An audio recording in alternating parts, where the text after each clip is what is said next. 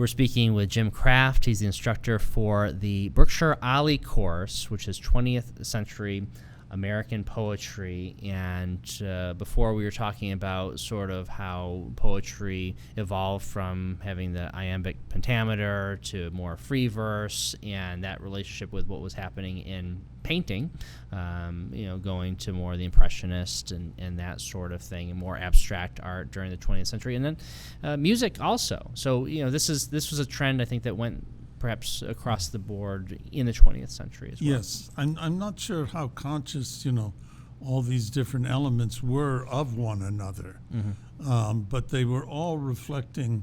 I think they're reflecting this much more complicated view of a world in which things, honor and truth and beauty began to be questioned in their traditional kind of way. And there had to be somehow or other a language or a way to express this other more complicated universe that we were moving into, and by the way, still have.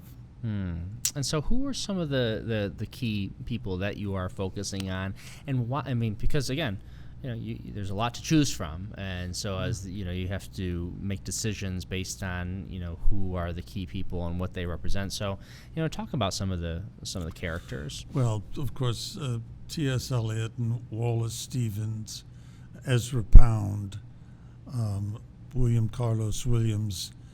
You would, if you moved more up to the present, someone like Elizabeth Bishop, and I will probably include some contemporary poets, but certainly Richard Wilbur, who lives right here in Cummington, and he's 94, and he is certainly one of our very finest poets.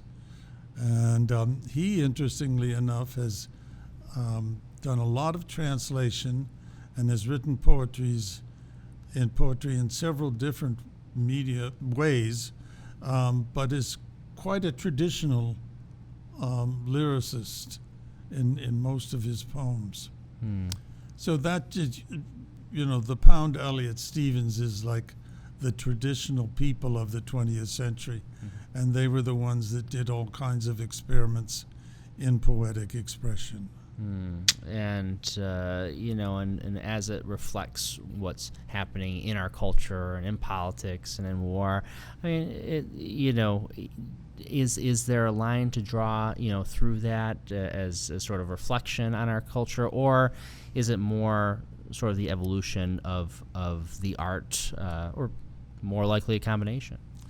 Yeah, but I do think that there was the First World War was, of course, a tremendous influence on 20th century culture, because not just because of it really killed a whole generation of young men, but it killed the idealism, the beauty of life as it was more often seen in the past.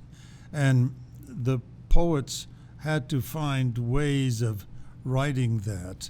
You can take Eliot's The Wasteland as an example, and of this attempt to try to put together some semblance of order and meaning in a universe that seems to be disordered and meaningless.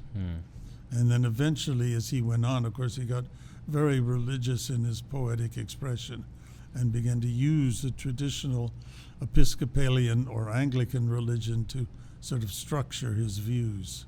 That's interesting. How that is, and how people try to make sense of the world, and isn't poetry is a part of that. In you could say rationalizing in some ways, or whatever, depending on what your viewpoint is. But it is. I mean, it's about the human experience, and artists themselves evolve over time, just like the art itself does. It's certainly true, yeah. There is a great parallel in these different art forms. I think something which is usually rather traditional, like architecture, has over the past 25 or 30 years really exploded into abstraction.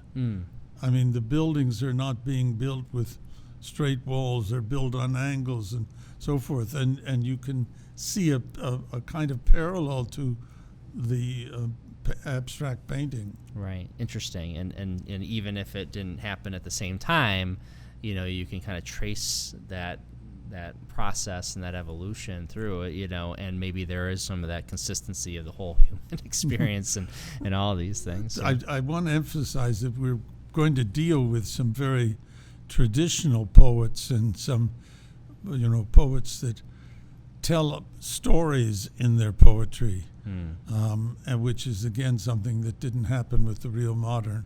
Yeah. But there are always several levels, and part of my reason for doing this with a lot of people and a few poems is that we'll have a chance to get a lot of sense of these different people doing different kinds of poems. Well, Jim Kraft, a great pleasure having you on the program. Again, the course information is right there on your screen for the Berkshire OLLI program right here at Berkshire Community College. So, Jim, again, celebrating a decade of doing this. Okay. Keep up the great work. Thank you very much. Thanks so much.